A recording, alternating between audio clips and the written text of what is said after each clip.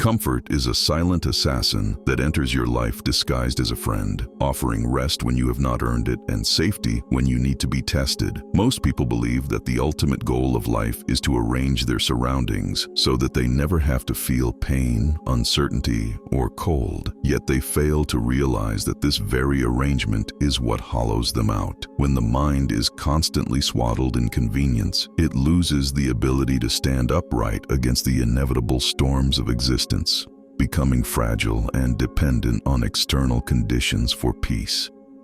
Miyamoto Musashi understood that the most dangerous enemy was not the man standing across from him with a blade, but the softness breeding within his own heart.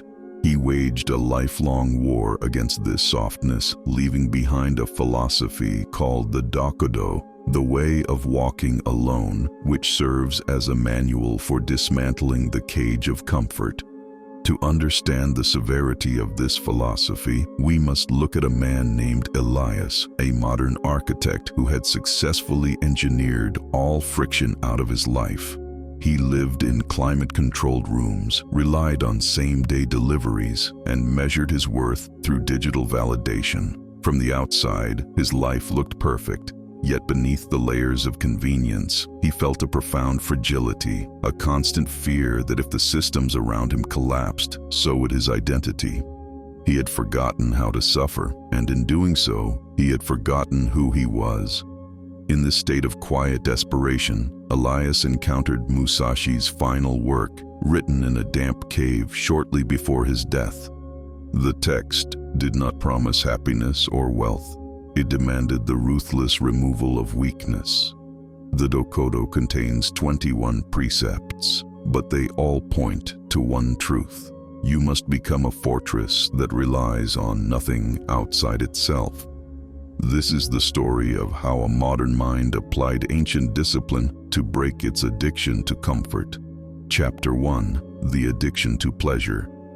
The first barrier Elias confronted was pleasure. Musashi warned, "Do not seek pleasure for its own sake." In the modern world, pleasure is aggressive. It demands attention through screens, notifications, and endless entertainment. Elias realized his entire day was a chain of unconscious reactions, moving from one comfort to another.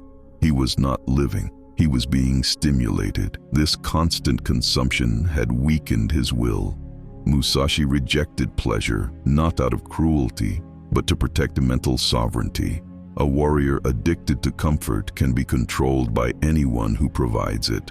Elias began identifying his non-negotiable comforts and removing them. He turned off background noise. He eliminated digital distractions. He forced himself to sit in silence. The withdrawal was intense. Anxiety surfaced. Restlessness appeared. What he called boredom was the panic of a mind that had never been alone. He realized pleasure had been a way to avoid himself. By refusing distraction, he reclaimed the space between impulse and action. This was the first step of discipline. Chapter 2: The Rejection of Preference. Musashi wrote, "Do not prefer any preference." Elias began to see how much energy he wasted demanding reality match his desires. The coffee had to be perfect. The chair had to be comfortable. The temperature had to be right. When these conditions failed, so did his peace. He practiced exposure to imperfection. He walked in the rain. He ate simple food. He accepted physical discomfort without complaint. He learned that discomfort is information, not a command. This mirrored Musashi's life as a wandering ronin. He had no permanent home, no attachment to luxury. Because he required nothing, he could not be controlled. Elias felt a similar hardness forming within himself. He stopped leaking energy through frustration and resistance. He accepted reality as it was. Chapter 3: The Tyranny of Validation. The deepest comfort is social approval. Musashi wrote, "Think lightly of yourself and deeply of the world."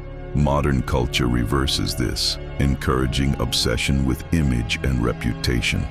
Elias realized much of his exhaustion came from performing for others. He applied the principle of trusting his judgment. He stopped over-explaining. He stopped softening his words. He stopped seeking permission. He became quieter and firmer, like stone in water. This phase was lonely. People sensed he was no longer playing the validation game. He followed the principle of never straying from his path. Musashi lived alone not out of hatred, but because mastery requires independence. Elias learned that walking alone means emotional sovereignty. Chapter 4: The Death of Fear. The final test of discipline is facing loss and death. Musashi wrote, "In all things, have no preference."